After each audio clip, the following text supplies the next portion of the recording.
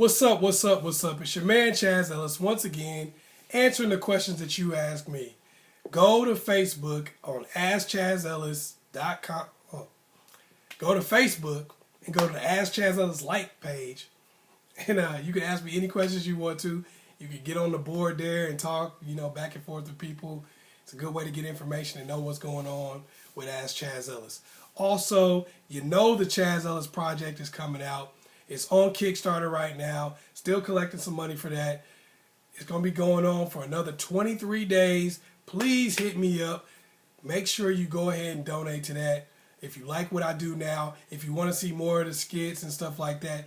Also, people who donate, you're going to get updates and stuff on the skits that are just going to be on Kickstarter right now. There's going to be a lot of sneak previews for the skits and stuff, the parodies, all the little funny stuff that's going to be going on there. There's going to be previews for that, and you're only going to get that information from Kickstarter. So go ahead and go to the Chaz Ellis Project on Kickstarter.com. Okay, the question that I got here was, what's a general thing that men want from a woman, that men want in a woman? I thought that was a dope question. Remember I did a thing that what makes a woman wife material? And I was like, every woman's wife material to some man. Because they are. Well, what makes you wife material to a successful guy? Because I'm pretty sure most of y'all probably want that. Some of you don't want a successful dude. Some of you like broke dudes, and that's cool too. Some of you like dudes that are never going to be successful. And hey, I'm not here to tell you who to get. But this is for some of the people who do want to be with somebody who probably has some level of success, is going to achieve certain things in the future. What do these men want in a woman? We're just going to get right into it. There are pretty much 5 things that every successful guy wants in a woman. Now, there might be more than some of these 5 things out there, but these are pretty much something that's a common denominator with every single successful person and what they see and what they want from their woman. Number 1 is take care of yourself. When I say take care of yourself, I mean, yes, physically take care of yourself, mentally and emotionally. I'm not talking about necessarily your finances, because a lot of guys do want to be with women who are not necessarily financially solvent. But nobody wants to be with somebody who doesn't take care of themselves. Nobody except for someone who isn't going to take care of themselves. Only a suicidal person would drink poison. It's a fact. No person who wants to live is going to knowingly drink poison. Ain't nobody going to be like, oh, what's that rat poison right there? Let me take that to the head. Yeah, that was straight. Nobody does that. If a person wants to live, they stay away from poisonous things. So when you poison yourself, you attract people who are suicidal. I'm not necessarily talking about literally suicidal, because a lot of people kill themselves slowly. I'm talking about somebody who seeks out death and destruction for their own life. So therefore, if I seek out death and destruction for my life, what am I going to bring to yours? When you smoke a lot of cigarettes, you drink a lot, you don't exercise, you don't take care of your body, you're emotionally bankrupt. You don't feel good about yourself. And you're not really trying to. You don't take care of yourself physically. You don't take care of yourself emotionally and spiritually. You attract the type of people who are attracted to that. You attract people who are attracted to death, to things that are decaying, because that's what you're doing to your body. Your body is decaying. So you attract somebody to a body that's decaying. Who is attracted to a body that's decaying? Scavengers, vultures, creatures that are attracted to death. You ever wonder why you have somebody that picks at you all the time and tries to take things from you, never brings anything to your life? Because you're decaying. Because you bring death to your life. You're swallowing poison. You're smoking all the time. You're drinking all the time. You're out in the club partying. You don't get enough rest. You don't look right. You look, I'm not talking about you physically ugly or something. I'm talking about you don't look right in terms of the fact that every time somebody sees you, you're down because you're your body is being destroyed by your behavior. Your life is being destroyed by the poison that you bring to it with your sadness and stuff like that. What that does is that your life becomes like a decaying carcass, and it attracts scavengers. It attracts people who are seeking death, people who are seeking to die themselves, people who are seeking to feed off death. You only bring negativity to your life. So make sure that you take care of yourself and you attract health. When you take care of yourself, you attract health. You attract people who want to be healthy. You attract people who want to be happy. You attract people who want to bring good things in their life. The next thing is to have hope. Hope attracts hopeful people. When you have hope for your life, hope for your future, you attract hopeful people.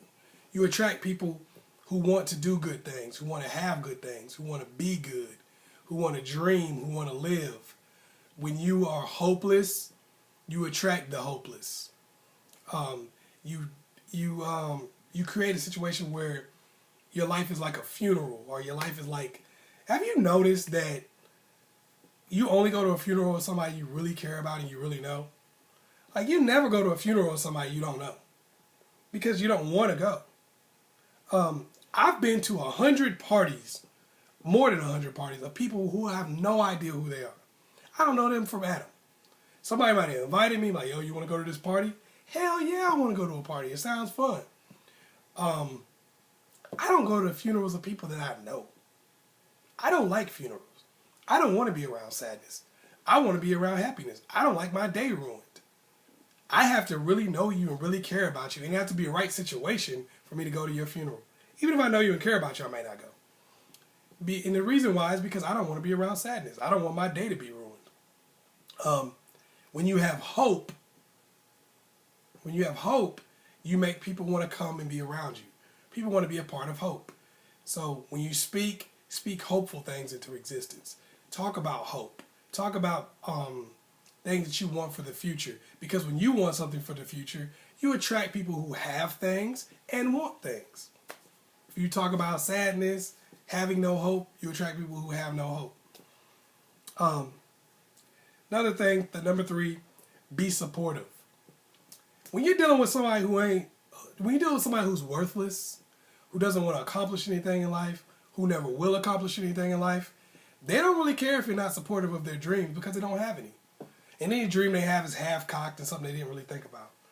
Any goal that they have is half-cocked. It's something that they really didn't. It's not even really a goal. It's really just a dream or some far-off fantasy.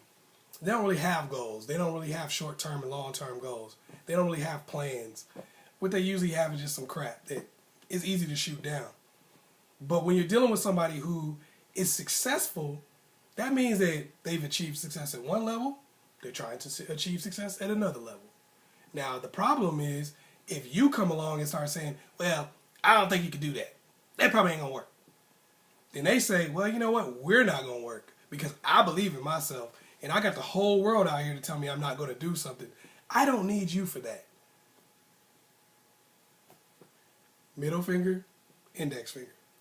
That's what they do because they don't need you. So be supportive. A man that's successful is going to want a woman who is going to support his success and going to support him being more successful. They want someone who's going to help them to achieve greater and higher heights.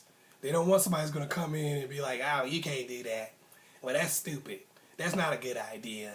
That's not a good plan. They don't want somebody who's going to shoot holes in everything. Be supportive. Number 4, be their best foot forward. A lot of women have bad attitudes, and not necessarily even towards their man, but as much as whenever they come into a new environment, they're really standoffish. They're really kind of abrasive. Who is she looking at? Don't look at me. You look at me again, I'll slap you. Well, if you're dating somebody who's a complete loser and will never be around important people, that's not really a problem.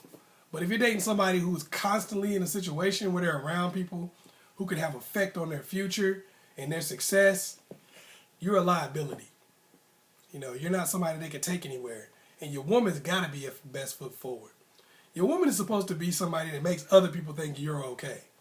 When they see a woman, like, you know what, I didn't even think I liked that dude. But if this woman wanted to be with him, he must not be all bad. You know, I thought he was kind of a jerk, but now I'm thinking, you know, maybe he's pretty cool. So definitely be your man's best foot forward. Have a good attitude. Interact with his friends and family. That's what people really like to see. A man wants to see a woman that can interact with other people and really make them look good. When a man is successful, he needs somebody who can perpetuate success. He needs somebody who exudes success. You know, be somebody who, when you walk into a room, you make that person say, other people who look at you and other people see the way you conduct yourself say, wow, she's supposed to be with a successful dude. That makes perfect sense. Wow, I see why he's where he is. He's got a good woman with him. Care about his needs. Don't just do what he wants you to do, all that kind of, like, actually care about his needs. Not just what he tells you to do, but sometimes a dude may need something that he didn't necessarily ask for. He may need something that's the opposite of what he wants you to do. Sometimes you have to be more in tune with what he needs than what he is. You know, because that's part of being, because first of all, good women do have a certain thing called intuition. They do have, women do have a certain sensitivity to it with them. Use that to your advantage so that you can know certain things that he's going to need and want, and things that are going to help him to be even more successful. Because if you're not a part of the success, then you really don't have any foothold. You don't have any power in that situation. If you're not being a part of the success, you're kind of on the outside looking in, and he's not really going to feel like you're valuable. So be a part of the success. Make sure that you're helping him be more and more successful each and every day, because you're bringing that to the table. You're bringing his needs and stuff to the table. So take care of yourself is number one. Be healthy. Be happy. Do things to make yourself a better person. Take care of you. Try to bring that to the table. Have hope. Nobody wants to be around somebody that's down in the dumps, has no hope for their own future and their own life. That sucks. Nobody wants to be around that. Be supportive. Nobody wants somebody who's crapping on their dreams and their goals every day. I mean, you could go outside and have a stranger do that. Be their best foot forward. Have a good attitude when you're in a place. Be around their friends and be a part of it. Become a part of the family. Be somebody that makes them look good and makes them look like a good person. Don't be the type of person that makes people go, what is he doing with her? What's wrong with that chick? He seemed nice, but his wife. Don't be that type of person. Care about their needs. When you care about somebody else's needs, it makes it a lot more likely for them to care about yours. But not only that, it makes it a lot more likely for them to want to keep you around. If someone cares about your needs, it's pretty hard to get rid of them. So care about that person's needs. Be able to anticipate some of the things that person needs and wants. Hopefully I was able to help you.